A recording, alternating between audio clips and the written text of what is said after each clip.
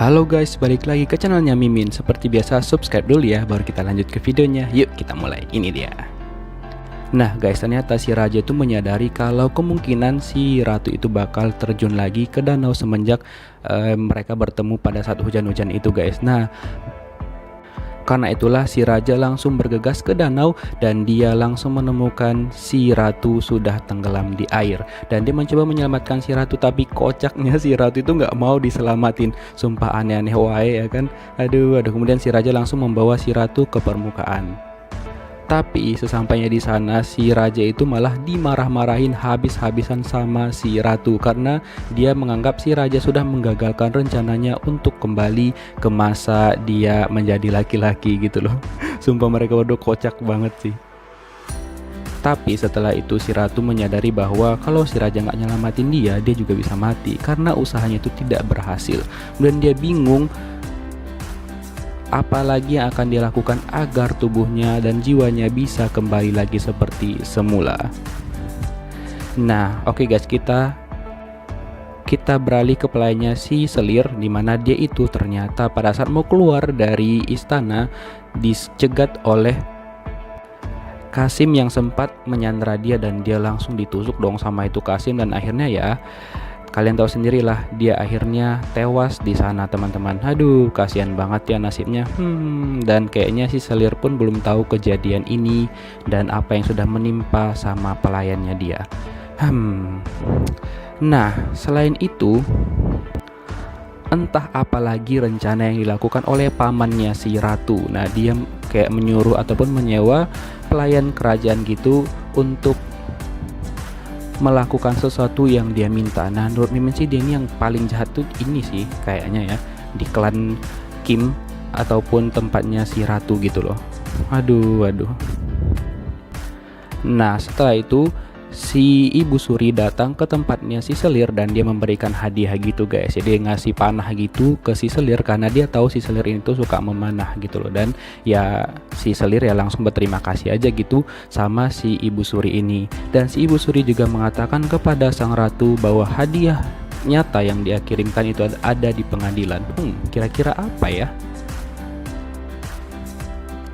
Kemudian si ratu tiba-tiba aja terpikir tentang jimat ataupun ritual gitu. Jadi dia meminta saran kepada Nyonya Choi dan Nyonya Choi menyarankan dia bertemu dengan Ibu Suri. Dan si Ratu pun menemui Ibu Suri dan meminta tolong kepadanya untuk membantunya mengembalikan roh yang telah meninggalkan tubuh. Nah, tapi si Ibu Suri ini secara tidak langsung tidak mau membantu si Ratu karena selain mereka berbeda klan, dia juga kurang suka dengan si Ratu dan selalu curiga kepada sang Ratu bahwa memiliki niat jahat gitu loh. Aduh. Nah, pada saat perjalanan pulang tiba-tiba aja si Ratu Benge ini berpikiran yang aneh-aneh. Dia berpikir dimana kalau seandainya si Kim Soyoung itu benar menempati tubuhnya dia yang laki-laki, dia sedang menikmatin hidup dan dia ke bar gitu dan menggoda cowok-cowok. Aduh, sumpah nggak ngerti lagi sih kok dia bisa berpikiran kayak gitu. Jadi gay dong. Aduh. Sumpah tuh pemikiran Ratu ada-ada aja ya kan. Nah, karena dia udah stres banget, akhirnya dia mencoba segala cara untuk mengeluarkan jiwa si Kim Soyoung itu dari dalam tubuhnya, tapi ternyata nggak pernah berhasil guys. Karena kayaknya jiwa Kim Soyoung tuh entah di mana keberadaannya. Dia mencoba segala macam cara, tapi ternyata tidak berhasil.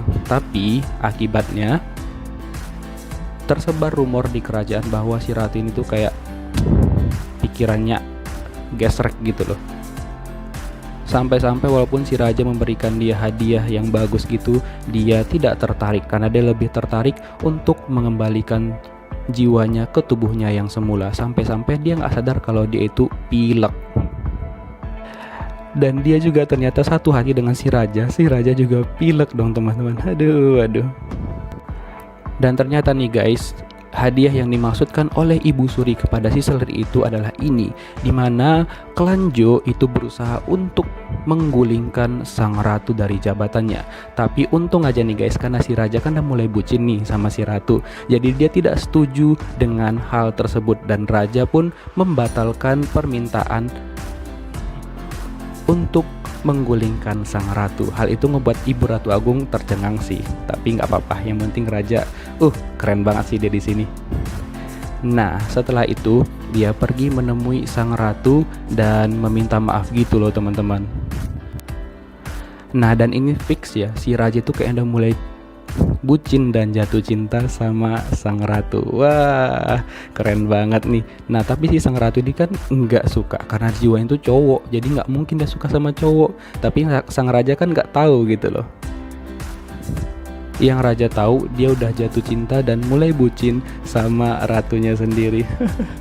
Sumpah kocak banget ini. Kemudian ratu dipanggil oleh Ibu Ratu Agung yang mengatakan dia harus membersihkan rumor yang sudah beredar di kerajaan, yang mengatakan bahwa dia sudah hilang pikiran, udah gila gitu loh teman-teman. Dan si ratu mengatakan dia akan mengurus hal itu. Dan ya, tanpa butuh waktu lama, sang ratu langsung mengurus semuanya. Dia menyewa pengangkat tandu gitu dan mengatakan pada pengangkat tandu untuk menyebarkan rumor bahwa dia tidak berniat untuk bunuh diri dan untuk membersihkan namanya dia. Dan cara itu cukup efektif dan akhirnya bekerja dengan baik. Dan akhirnya pun nama ratu mulai bersih lagi di kerajaan. Good job ratu. Nah, sedangkan si Ibu Suri, aduh, dia langsung melaporkan kepada si Selir bahwa sang raja menggagalkan penggulingan sang ratu, dan dia juga mempengaruhi si Selir ini untuk mempengaruhi sang raja untuk melancarkan perbuatan jahat mereka. Dan setelah itu si Selir pun menemui raja dan menanyakan hal tersebut. Dan si raja pun menjelaskan alasannya menggagalkan penggulingan ratu. Nah, walaupun si Selir ini kurang suka, tapi dia oke-oke aja. Dasar picik, licik, dan juga munafik. Dan setelah itu dia juga langsung pergi menemui ratu dan pamer gitu ke ratu kalau dia mau menghabiskan malam berdua dengan raja pada malam hari itu. Dan si ratu pun gak masalah sih. Dan si ratu juga anehnya dia masih aja tertarik sama si Selir ini. Harusnya si jiwa si Jang Bong Hwan itu sadar kalau si Selir itu licik parah gitu loh. LLP ya, lugu-lugu Puki. Kesel Mimin sama dia. Cantik sih memang, tapi kalau kelakuannya kayak gitu, kayak Dakjal, enggak deh. Sekian, terima kasih ya kan. Nah, oke, kita lanjut ya guys. Si Selir pun akhirnya mencoba berbicara dengan pangeran, dan dia meminta pangeran untuk berbicara dengan raja untuk mempengaruhinya lagi agar tidak bersimpati kepada sang ratu. Tuh kan apa Mimin bilang, dia tuh emang licik, LLP dia nih, kesel.